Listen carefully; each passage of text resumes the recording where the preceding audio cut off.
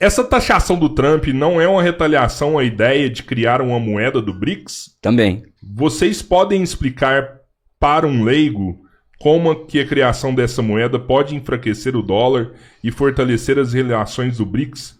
Abraço aos 4 camaradas. A gente falou um pouco sobre sobre isso. Porque se tem uma alternativa, na verdade não precisa nem ter a moeda do BRICS, já tem uma alternativa, né? Os países que negociam com a China têm uma alternativa de negociar na própria moeda, desde que ambas as partes aceitem. Exatamente. Né? Então, você parar de usar o dólar, você reduza o poder, a hegemonia que ele tem no comércio mundial, né? E aí, por tabela, reduz o poder que os Estados Unidos têm de se endividar. Não precisa de uma outra moeda. Você pode continuar usando... Aliás, o presidente Lula explicou isso na intervenção dele ao encontro anual do novo Banco de Desenvolvimento aqui no Rio de Janeiro, né? Que não é questão... O Brasil não vai abrir mão do real, não vai abrir mão... É encontrar uma unidade de conta para viabilizar investimentos e comércio entre dois diferentes países, né? Ou seja, não é criar uma nova moeda dos BRICS, por exemplo. Não se trata disso ainda, vamos dizer assim. Trata-se de viabilizar uma plataforma de investimento dos BRICS, uma plataforma de comércio dos BRICS, esse tipo de coisa, que uma blockchain dos BRICS, por exemplo, sabe, que capacita os países a fazer comércio e investimento em suas próprias moedas, né? O Kaique Silva mandou aqui: professores, qual a percepção de vocês sobre a corrente socialista hoje no Brasil em relação a anos anteriores? Observam alguma mudança relevante? Nunca me importei tanto em votar em parlamentares comunistas e socialistas quanto agora em 2026. Eu acho assim, eu vou deixar o Elias falar mais porque ele é do PCdoB, né, conhece bem essa luta política, mas a minha impressão assim de quem não faz parte da política partidária é que não só o livro do Elias, como ele participando desse debate público sobre a China hoje é um novo paradigma, né? Então, antes não tinha. Então era muito mais fácil você falar mal do socialismo, do comunismo, porque você não tinha uma referência, né?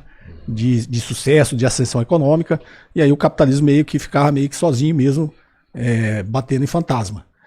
Com a ascensão econômica da China, isso estando ficando cada vez mais evidente, as pessoas começam a ter uma outra referência, uma quebra de paradigma. Não, peraí, existe um outro país que não é capitalista que está tendo sucesso econômico.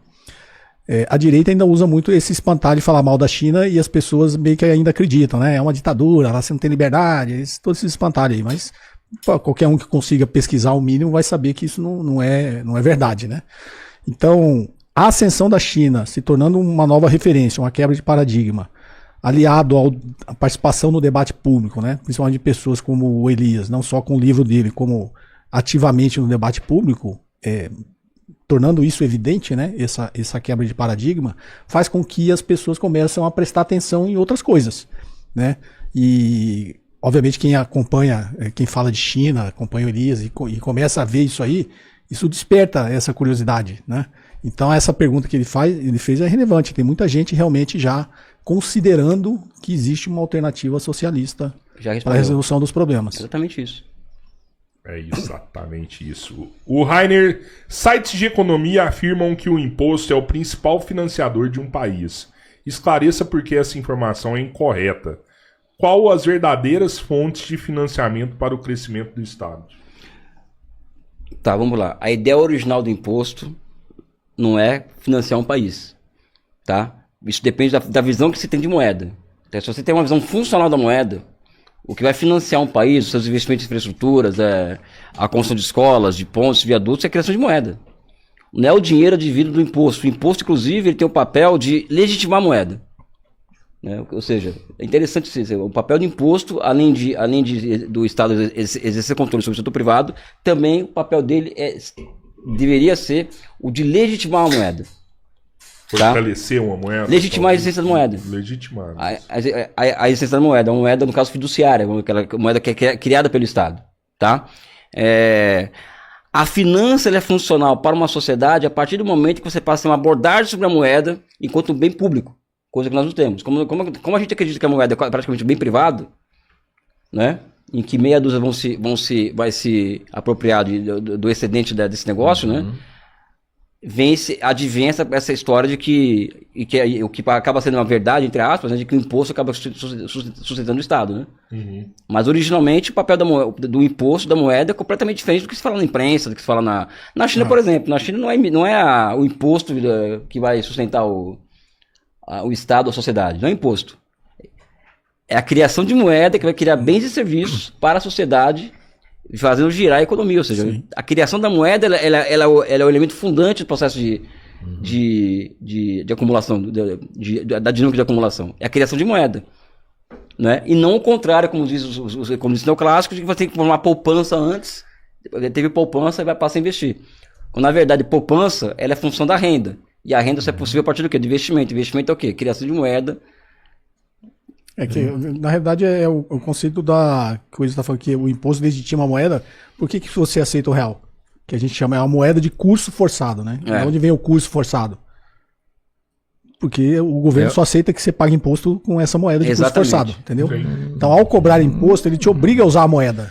E ao usar a moeda e circular ela na economia, você propicia a atividade econômica, entendeu? Massa.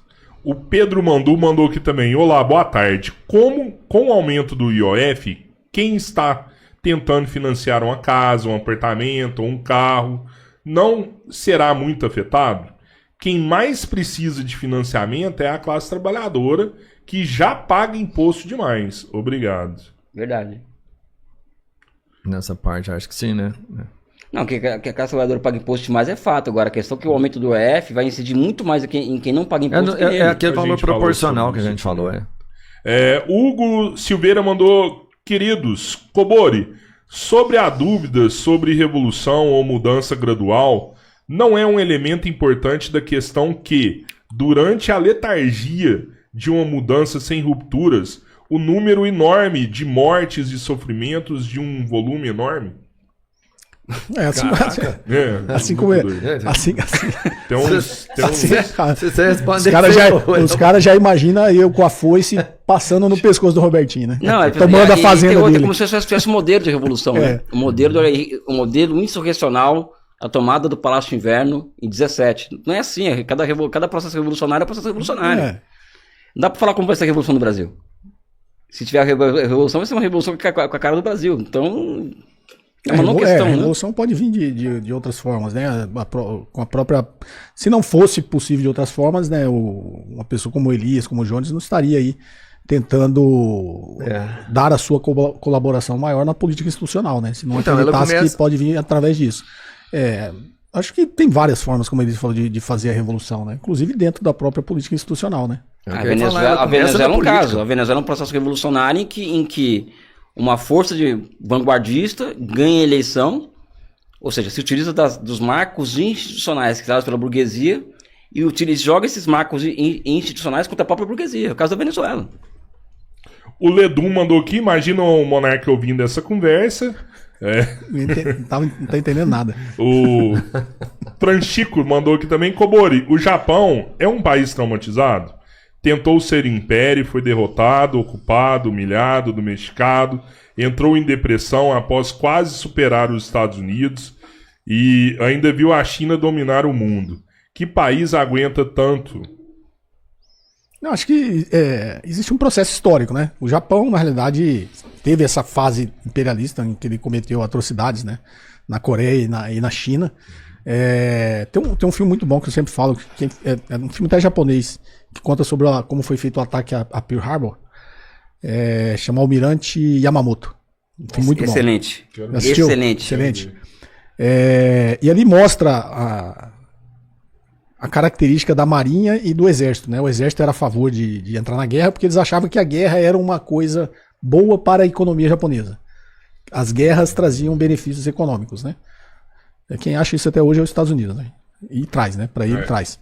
Então, assim, existia um embate ali entre o comandante, esse almirante Yamamoto, né? Que, certa ponto, ele era assessor do ministro da Marinha, depois ele virou... Ele teve algumas funções que mostra no filme, mas ele sempre foi o intelectual ali que era contra. Só que o exército conseguiu convencer o imperador, e depois acho que até o cara do exército virou primeiro-ministro na época, e eles decidiram atacar os Estados Unidos para trazer ele para a guerra, né? Então, o Japão teve uma parte da história dele que ele realmente acreditava, ele tinha essa visão imperialista. E, obviamente tem uma coisa também territorial, tá? O Japão, se você pegar a ilha do Japão, é um pedaço do mundo onde tem todos os acidentes geográficos que existem ali, né? Tsunami, terremoto, maremoto, furacão, tufão, tem tudo no Japão. Eu morei 2 anos lá e tem mesmo. Praticamente, se você tiver um sismógrafo, todo dia tem um tremor de terra em alguma intensidade. Então ele tinha realmente essa visão expansionista de sair daquele território, não só por esse problema geográfico, como por recursos naturais, né? Mas acho que ele recebeu uma lição da história, né? Que ser imperialista também não é a única solução, né? E hoje, se for no Japão, você vê uma característica muito mais pacífica no japonês. Mas ele tem um trauma do ataque de Hiroshima e Nagasaki até hoje. Uma boa parte da população tem. E eu acho que isso deve se intensificar agora com essa postura dos Estados Unidos. Você já vê muita reação no Japão, assim, de eles não cederem como eles cederam no Acordo de Plaza em 85. Deles não entrar no jogo dos Estados Unidos, entendeu? Uma questão mais de soberania nacional. De soberania nacional e de saber que não pode ficar sendo colônia dos Estados Unidos para sempre, né? O Japão virou uma colônia dos Estados Unidos depois da Segunda Guerra Mundial, né? Ó, o Matheus mandou aqui, Robertinho, essa mensagem é pra você, meu amigo. Valeu, Matheus, obrigado. Que grande prazer ver sua evolução. Nem que você não Socialista. concorde ainda com algumas coisas do socialismo, mas depois que você vê o conhecimento, é impossível desver. Tamo junto, irmão. Irônico pra Porra, cacete. eu ainda não entendi o que falou. Pronto, vai lá. Ô Jean, essa fábrica da BID no Brasil será apenas uma montadora, deixando todo o médium high-tech ainda na China? Qual a diferença dessa empresa para as demais capitalistas existentes no país? Essa que é a questão que eu levantei aqui, que nós não temos sofisticação estratégica para pensar para pensar nossa relação com a China em termos mais profundos, né? Então nós vamos aceitar que os chineses nos ofereçam uma montadora, em vez de trazer para cá a parte de software, etc, né? Coisa que os chineses fizeram com o mundo a partir de 78, né? Ou seja, nós tínhamos que ter clareza da nossa força para colocar os chineses na parede, no sentido de não só transferir montadora, não, fazer as coisas aqui também, né? E transferir tecnologia. Fazer com a BYD que é o que os chineses fizeram com a Tesla, né? Total. Mitsubishi, sabe? Tá acabando, viu? Kobori, existe algum elemento para pensarmos que Keynes estava chegando a conclusões socialistas? E você está? O que pensa sobre o marxismo? Caramba. Cara, eu até acho que em alguma entrevista eu brinquei que no limite o Keynes é socialista, né? E é óbvio, uma evolução utópico, mas uma evolução romântica da minha parte, né? Quando eu leio Keynes e os pós-keynesianos que eu gosto muito, se eu levar a teoria deles no limite, eu tô chegando no socialismo, né? E o que eu acho do marxismo, eu li o Capital, assim, com uma visão, eu tava até comentando, né, no carro, sendo do mercado financeiro, sabendo como funcionam os meandros, tudo, e lendo o Capital, cara, é uma coisa diferente, assim, uma explosão de insights que você tem lendo o Capital, você sendo do mercado financeiro, obviamente lendo sem preconceito, né, lendo por curiosidade teórica mesmo, e eu consigo enxergar, cara, como ele enxergou tudo que está acontecendo agora nos detalhes. Obviamente não com as mesmas palavras, né, com as mesmas terminologias que a gente usa hoje, mas de como funciona o sistema capitalista. Ele anteveu isso aí com precisão, cara. Você vê isso como se fosse um romance? Não, romance e tragédia, as duas coisas. Romance é que fala do Mises. Ele tá brincando aqui. Ele falou que Mises é romance. Os caras falaram assim. Aí o Zanerco ficou louco. Mas o Mises é romance mesmo. É que no outro podcast perguntaram o que eu achava do Mises. Eu falei, cara, ele escreveu uns romances bons. Não, né? Não. O Guilherme mandou aqui. Boa noite, professor Elias. O que você acha da postura do governo diante de acordos bilaterais firmados recentemente entre Brasil e China, especialmente na postura em relação às exigências de transferência de tecnologia? O que eu sei é o seguinte: primeiro, que não existem grandes acordos, que os acordos que houveram Brasil e China foi de acesso para o mercado chinês de produtos primários brasileiros, ou seja, o que é reproduzir termos de troca deterioráveis para o Brasil, que é ruim. Os investimentos chineses no Brasil estão concentrados, tem um iFood chinês vindo para cá, Meituan,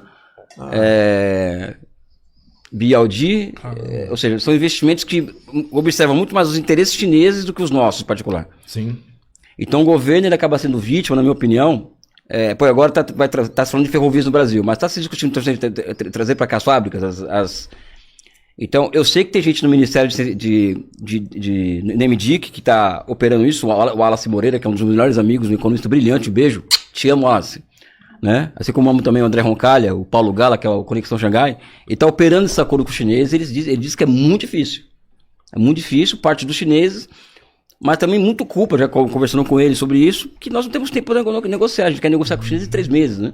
Quando esse tipo de negociação, esse tipo de acordo envolvendo grandes questões como transferência de tecnologia, isso são anos de negociação. E, aliás, quero deixar bem claro aqui que o Wallace Moreira talvez seja a figura mais brilhante no governo Lula hoje, seja o Wallace Moreira, né? Quero deixar isso público aqui. Wallace Moreira. Sim. Ele é talvez é o ministro, de fato, de desenvolvimento e indústria comércio, que é o Alckmin, que é o ministro, mas o cara ali é o Wallace Moreira. É ele, o cérebro por trás dos panos ali. É ele, é o Wallace Moreira. Faz. Então acho que eu tenho muito orgulho de tê-lo como amigo, como companheiro de estrada, né? E tá fazendo um brilhante trabalho na MEDIC, e é um grande patriota, né? E conhece muito, né? Eu acho que quando isso é o principal. Quando a China toma essa postura, ela já está transferindo tecnologia pra gente, no sentido que isso foi caro pra China, cara. Isso foi caro. Não é uma parada que a gente tem que fazer em 3 meses, não. Aprenda a fazer negócios também. Exatamente. Com seus produtos, né, cara? Aprenda. Já é um ensinamento muito grande. Não, exatamente. Você aprender, né? Exatamente isso, ou seja, enfim. Eu daria horas de conversa isso aí. Boa noite, professor Kobori. Como o governo pode utilizar o engajamento do termo justiça tributária para conscientizar o debate público? Obrigado aos mestres pela aula, Rodrigão e Robertinho, pelos encontros dessa semana. Valeu. Cara, um exemplo simples que eu gosto de dar, assim, a gente falou aqui do rentismo, né? Nos últimos 12 meses, 1 trilhão foi transferido para a mão dos rentistas, de quem detém títulos da dívida pública. 1 trilhão. E a gente fica discutindo o método fiscal aí para economizar 40, 50, na última lá 70. Depois veio na costa da classe trabalhadora, né? Cortar bônus salarial, BPC. Então, sempre acontece. A gente tem um problema de justiça tributária porque os nossos tributos são regressivos. O que é regressivo? Quem ganha menos paga mais. Sendo que deveria ser progressivo. Quem ganha mais tem que pagar mais. Mais da metade da arrecadação do Estado brasileiro vem de consumo e produção. Ok? Então, se a gente estratificar, tira esse 1% da elite econômica, quem consome no Brasil somos nós. A classe trabalhadora, a classe média, a classe mais pobre, que consome todo. Né? Então, sei lá, você vende 1 milhão de toneladas de arroz. A classe que consome essa 1 milhão de toneladas de arroz é 99% inferior da classe, a grande maioria é a classe trabalhadora. Quem vive não então, mais da metade da arrecadação, quem está pagando via consumo e produção são os pobres e as pequenas empresas. Concorda? Os pequena burguesia. Vou usar o termo aí. Então, e toda essa arrecadação, a mais da metade da arrecadação, está sendo transferida para esse 1%. Então, é uma transferência inversa de renda. E quem está financiando o pagamento do serviço da dívida é a classe pobre. Então, isso, além de ser extremamente regressivo, que eu costumo brincar, né? Eu pago o mesmo imposto num quilo de arroz, num quilo de feijão, que o Jorge Paulo Lema. Só que o Jorge Paulo Lema, né, deveria pagar muito mais. Então, a gente tem que tributar renda e patrimônio muito mais do que consumo e produção. Enquanto isso é um exemplo, só um exemplo, sem falar que a gente estava falando aqui, taxar grandes fortunas, imposto sobre herança, imposto mais progressivo, imposto de renda. Os caras estão aí brigando. Eu até vi ali que o Arthur Lira vai ser o relator desse projeto lá da isenção de imposto de renda até 5 mil. E ele já está querendo diminuir os 10% de quem ganha acima de 1.200.000. A classe trabalhadora, obviamente, dentro da tabela do imposto de renda, paga 27,5%. Exato. Os caras não querem pagar 10%, ainda quer diminuir lá. E vai conseguir. Porque o poder econômico se transforma em poder político. Que é a grande discussão nossa aqui.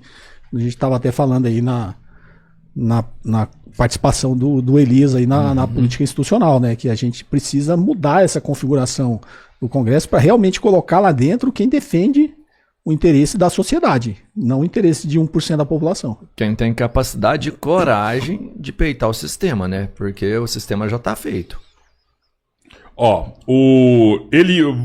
só mais 10 minutinhos, pode ser? E aí a gente vai pra lá, porque tem muito superchat, depois vocês vai. sei, mas aí depois sobra pra gente, velho. né? Eliud Cunha mandou aqui. Vocês acreditam na tese de que o mundo vai superar o capitalismo e posteriormente chegar ao socialismo? Acho que a gente falou sobre isso aqui também. E vai acontecer. Vai acontecer. Praga de urubu não pega em beija-flor, rapaz. O João Vitor.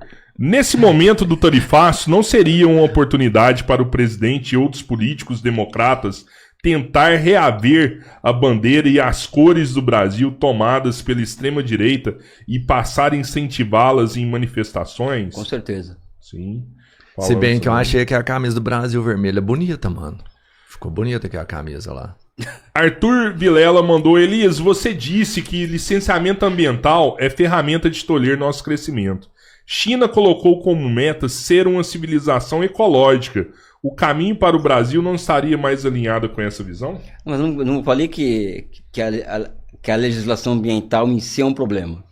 Nós precisamos de legislação ambiental, senão vira uma bagunça, né? A Amazônia vai virar carvão, né?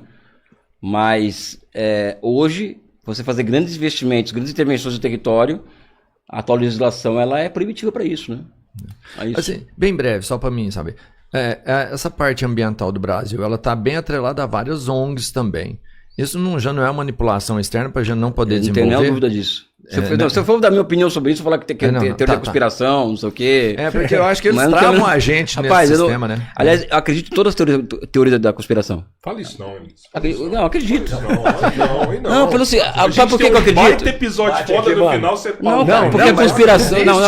Porque a conspiração é parte da política. Não é uma viagem, não. A conspiração é parte da política. Ele não tá falando de terra plana, não. Ele tá falando de outra coisa. A conspiração é parte da política. Então não é questão de... Desculpa, não, mas ele falou que acredita em todas. Não, estiquei muita corda aqui. Mas vamos lá, eu fiz uma hipérbole. Você acredita que tem raio laser no céu mirando as casas? E tem, viu? E tem, o Sacani já falou pessoal, que tem. Estiquei a corda, cometi uma hipérbole. As teorias da conspiração, elas têm sentido, porque a conspiração é parte da política, né? Muito e política parte. é movimento real, né? É concreto, não é abstrato, né? Ó, muita gente falando aqui também de Ciro Gomes, né? O Lúcio Labuto falou que ele tem um projeto nacional de longo prazo. Espero que o Ciro venha aqui em algum momento. Agora no PSDB, né? O Vitor Lyon, que aula, todo mundo deveria ouvir esses dois falar. Com certeza. A Débora Cordeira, esse tem sido o meu livro de estudos no momento, desde que encontrei o Elias no evento do Marx no Rio de Janeiro. Precisamos de você, viu? Abraço, querido. Caramba, uma galera curtindo aí. O Lucas Rodmo, 3 gigantes, Cobori, Jabur e Jones no circuito de Uberlândia, Araguari, hoje, abrilhantando nossa cidade. Achei que ele ia falar o Jabur, você e eu. Achei, né? Vai que, né? Caralho. Não, tem um hater meu na internet, que é um hater famoso, inclusive, né? Foi diretor do Banco, não vou falar o nome, foi diretor do Banco Central. Ele me chama de Elias Jaburro. Já sei quem é esse. Sério, velho? É um que ataca o Paulo Nogueira também. É um idiota completo. É um imbecil. Um idiota completo ele. Quer debater com ele? Dá um jeito aí. Não, então eu vou falar. É um idiota, tá? Só pra quem. É um idiota completo, é um cara que não. São 3 que eu tenho, já falei, né? Tem 3 que eu tenho. São 3 haters que eu tenho, assim, que é. Enfim, tenho pena deles, né? Esse dia eu tava jantando com o Paulo Nogueira, eu falei que ele botou naquele grupo, acho que você faz parte daquele grupo também, o SBBP lá. Sim. E aí eu vi um comentário desse diretor do Banco Central. Ex-diretor do Banco Central. Ex-diretor do Banco Central pro Paulo Nogueira. Eu achei absurdo. Eu falei, o Nogueira não tinha visto. Eu falei, não, eu não vi não, mas esse cara é um idiota. Não, isso é um cara, ele é um criminoso. Não, sabe o que eu acho dele, assim? Ele é um criminoso digital. Porque ele usa o Twitter, por exemplo, esse cara. Primeiro que tem acesso à grande mídia, ele tem acesso coluna na Folha no Estado, sei lá, TV Cultura. O cara ele tem portas abertas aí. E o cara, ele usa as redes sociais, o Twitter, para espalhar ódio. Ele, por exemplo, ele operacionalizou pelo menos uma grande campanha de cancelamento contra a minha pessoa nas redes sociais. Né? Esse cara. Assim, que afetou até minha família, inclusive. Essa figura. Eu não sei como que o título, o título de economista dele, o Corecon dá de São Paulo, não foi caçado até hoje. Esse cara espalha ódio nas redes sociais o tempo inteiro. Entra no Twitter dele daqui a pouco. Ultimamente ele tá atacando o Breno Altman. Não, há muito tempo, né? Mas ele vai pro pessoal ou ele... Sim, total. Mas como o Breno começou a falar mais nas redes, ele começou a atacar total, o Breno. né? E no meu caso, o que acontece também no meu caso? Eu sou um professor de economia, que não fiz curso de economia.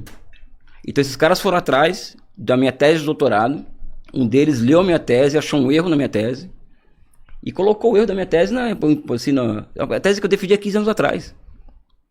Tá, um erro básico de economia na sua tese, então, e viveram uma campanha contra mim isso aí, sabe? Não tô aqui me vitimizando não, porque... Sim, não chega a te afetar não, nem que você é de forma geral. Aí, mais recentemente, eu fui no Reinaldo Azevedo. O Reinaldo Azevedo é uma prateleira... Eu vi isso. Né? E o cara um deles enlouqueceu. Só o Brasil para ter especialista em China que não fala chinês, que não sei o que, esse outro rei tem mal dos Estados Unidos. Nossa senhora. Sabe? Então é uma coisa assim, são 3 figuras, né? Mas enfim, é só espalhar ódio na internet. Esse cara em particular que eu tô falando dele aqui, que é ex-diretor do Banco Central. E foi demitido do Santander, se não me engano, porque não sabe fazer planilha de Excel, um negócio desse assim, sabe? É um odiador assim, profissional. Já pensou em processar, assim? Tomar as vias judiciais? Ouvi falar que não... É um grande trabalho. Desgaste, sabe? Muito desgaste. Uma coisa que eu acho que esse pessoal tem que sofrer, esse processo de... Quando você descapitaliza uma pessoa, vamos dizer assim, né? Você usa as redes sociais para descapitalizar uma pessoa, né? Você fala, Sim. Ele tinha que passar por... Talvez por... Assassinato de reputação seria. Não, Existem campanhas na internet, por exemplo, você quer deixar de comprar produtos da China porque trabalho escravo. Ah, tá. Você faz uma campanha, sabe? Sei. Então a mesma coisa, não compre produtos dessa pessoa, não contrate essa pessoa, porque eu sou contra esse tipo de coisa também, tá? Eu não acho isso um lixamento desnecessário, mas tem gente que já teve essa ideia em relação a ele, mas enfim, não vou levar pra frente. Ó, Alessandro Rodrigues Batista mandou R$50 aqui, obrigado. O Matheus Falcão, camarada Cobori, penetrando na bolha Faria Limer.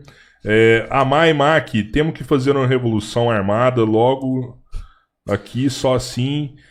Rogério Andrade, agora o podcast 3 Camaradas é real. Obrigado, Robertinho. Isso não foi o Rogério Andrade, meu irmão. Nunca. Valeu, Rogério Andrade, meu parente esse aí. Vitor Lion mandou aqui também. Robertinho, ver você aos poucos vir pro nosso lado está sendo um arco de construção melhor do que o Zuko. Rapaz, eu vi uma vez um ditado que falou assim: a melhor forma de você conhecer seu inimigo é estando dentro da casa dele. É isso que eu tô fazendo. Vou Robertinho, acabar com a vida de vocês. Vamos acelerar aqui. O Alejandro Sens mandou aqui: com Itamaraty dúbio e uma presidência que pode voltar às mãos da extrema-direita, o Brasil vai ficar sempre um swing state no BRICS. A chance de uma coesão nacionalista entre esquerda, centrão, direita? Ou só revolução salva? Acho que é o último aqui. Eles têm não tô com pressa, não. Só revolução esse na realidade o Itamaraty, mano, ele é totalmente alinhado com o sistema imperialista americano. Né? Sem sombra de dúvida. Sem sombra de dúvida. Eu até brinquei esse dia acho que o último lá que ainda era nacionalista era o pai do Paulo Nogueira, Batista Júnior, né? Samuel Pedro Guimarães, né? Mais recente, que morreu ano passado. Esses caras são tudo formados lá, né? Carlão 13, viu Elias num Reels ontem e achei otimista demais. Acho que a estratégia da direita é usar o agro e os empresários via Congresso e pressionarem o governo e as eleições para colocar alguém subserviente no lugar. Claro. O que vocês acham? O Cobora deu uma aula sobre isso aqui pra gente. Pô, gente, é isso. Obrigado. Até amanhã. Quer deixar algum recado? Eu peço para as pessoas me seguirem nas minhas redes sociais, o Twitter, o X, né? E o X é Elias Jabur com 2 B's ao R. O Instagram, deixa eu ver aqui que eu nem me lembro do... Elias Jabur, eu vi aqui, Instagram Elias MK Jabur. Eu peço mesmo para o Cobori. E não se esqueça da aula pública que vai rolar no dia 20/7, no domingo, às 10 da manhã. Na Praça Edmundo Braga, no Grajaú, Rio de Janeiro, tá? O Sul Global é a nova ordem multipolar. Então me sigam nas redes, compre meu livro, vou tentar o link, né? E agora é o Cobori que vai fazer a propaganda dele e falar que, porra, tô super feliz de ter vindo aqui mais uma vez. Rolou uma química entre a gente, pensa o que quiser a respeito disso, que eu vou lá, mas rolou uma empatia. E Cobori é sensacional, né? Mas rolou sem palavras. mesmo, Elise, eu confesso que rolou essa química, assim, eu fico excitado de ver você falar, eu gosto muito de você. Boa. Olha aí, ele foi mais direto. Eu sou um cara resolvido. Não, essa coisa é enorme. Você cuidado, hein? Grotesca, Não, o tamanho não, disso, cara, não te dá nada Vou de... te levar não pra te Uberlândia. desperte nada. Vou te Uma levar. coisa, eu já falei para as pessoas, o dia que eu me descobri bissexual e tal, eu vou assumir na hora. Eu não tenho, rapaz, Eu também, não tem problema não sobre tem isso. problema né? com isso. Nenhum problema com isso. Entendeu? Obrigado. Já sublimei. Obrigado, você é um cara foda. Bom. Eu adoro que você vem aqui. Eu não poderia também deixar de agradecer primeiro vocês, né, por... Aliás, Valeu. confundiram ele com meu namorado hoje no hotel. Você conhece o vídeo? Ah, não, sério. Vocês querem saber? Não, por que conta que isso aí, rolou? conta isso aí. Não, eu Como é tava que foi fazendo essa? meu check-in no hotel e tá do meu lado, né? Uhum. Aí o rapaz perguntou, ele tá com você? Eu falei, não, ele não é meu namorado ainda, né? A gente tem planos pro futuro, mas ainda nada definido. Ainda, né? Nós somos amigos, mas nem tanto. Ou seja, isso vai demonstrar o desapego nosso com... Vocês já tinham se encontrado pessoalmente, assim, Eu- alguma vez? A gente Ah, se encontrou sim, lá em sim, São Paulo. São Paulo. Ele foi dar uma palestra na USP, eu tinha um compromisso, mas consegui passar Isso, rapidinho exatamente. para conhecê-lo pessoalmente. Muito bom. Mas agradecer vocês por ter proporcionado, né, essa tarde agradável aqui, junto com vocês e meu amigo, agora amigo Elias, e eu, Camarada, irmão. camarada, e colocando aqui agora, obviamente, eu sou cabo eleitoral dele também, né? Não podia deixar de agradecer e a satisfação, Elias, sempre dessa troca de ideias, né? De pensar no Brasil, né? Pensar na soberania do nosso país. Nós fomos um país colonizado, né? Então eu, como descendente de japonês, você Libanês, né? Mas antes de mais nada brasileiros, né? Pensando no bem do nosso país, e obviamente o bem do nosso país é o bem da sociedade como um todo, né? Não só de 1% dela. Também fazer uma propaganda aqui, o pessoal pede muito por essas análises mais realistas, né? Eu vou dar uma aula ao vivo no meu canal do YouTube no dia 16 agora de julho, às 20 horas. Acho que o título do tema vai ser Decifrando o Mercado, além das narrativas. É meio que o pessoal quer entender, saindo dessa mídia mainstream, Sim. né? Que notícias de jornais, o que vai acontecer, que sempre tem um terrorismo, sempre tem um interesse ali por trás, né? A gente sabe que o mercado também gosta de manipular. O que eu brinco assim, sempre tem o investimento e o desinvestimento, né? Então, o cara, o grande capital, quando ele investe, ele já está pensando no dia que ele vai desinvestir. E no dia que ele vai desinvestir, ele precisa gerar um movimento para ter liquidez para ele sair. Então, assim, não sejam ingênuos que isso sempre acontece, né? Tinha uma época que eu dava palestra num evento chamado Expo Money, dava palestra do Brasil inteiro, inclusive aqui em Uberlândia eu dei uma palestra, que era não existia rede social ainda na época, era um evento presencial no Brasil inteiro, chamava Expo Money, era bancado pelo mercado financeiro, né, pela Bolsa, pela CVM, pelas corretoras, e eu tinha um gráfico que eu sempre mostrava ali, eu casava assim as notícias, né? Quando tinha um movimento no mercado e quando saía a notícia, quando tinha um movimento no mercado. E aí eu meio que comprovava exatamente o que eu estou falando. Ó, aqui o grande capital precisa sair, precisa de liquidez. O que faz? Solta uma bomba. Soltam as notícias, faz o movimento acontecer no mercado financeiro e é o que vai dar liquidez para quem quer sair, né? E hoje muito mais, porque 80% da mídia mainstream é do mercado financeiro. Os acionistas é o mercado financeiro. Então isso é muito utilizado e o pessoal tem muito essa dúvida, né? Como ler o que acontece realmente na economia, principalmente para o pequeno investidor, né? Que eles brincam que é a sardinha, né? Tem o tubarão e a sardinha. Então o tubarão faz esse movimento acontecer para engolir as sardinhas, né? Então o pequeno investidor sempre sofre, é sempre ele que paga a conta. Então, atendendo a pedidos, no dia 16 de julho, agora às 20 horas, eu vou dar uma aula ao vivo falando sobre isso. Decifrando o mercado. Qual Lá que é no o meu canal do canal? YouTube. No meu canal do Então, YouTube. como que é o nome dele lá pra galera já Meu digitar canal lá chama aí? José Cobori. O nome mesmo. É meu nome. Então E bateu aí, José Cobori e cai lá dentro da Caiu, opção de caiu. salvação. No meu canal tem, né? Deve estar os links lá no meu site, josecobori.com.br, também tá. E aí eu vou fazer essa aula aí. Você tem uns cursos que a galera tem acesso também, né? Eu fechei. Aí Fechou? eu abri até um pouco mais de um mês atrás. Uhum. Foi legal aí já nessa nova visão. Eu dei 70% de desconto para quem quis fazer o curso e dei de graça para quem não tinha dinheiro. Para quem era de algum movimento social, Muito foda. quem estava em algum programa do governo, quem do MST, de qualquer, era só falar e receberam o curso de graça. Era um curso mais abrangente chama Segredos da Independência, né? Ensinar tudo sobre mercado de capitais, mercado de renda fixa, mercado de renda variável, macroeconomia, ambiente macroeconômico, taxa de juros. Então foi bem legal. E aí agora eu vou fazer essa live aí para o pessoal entender o que acontece e o que o mercado quer que você acredita que vai acontecer, né?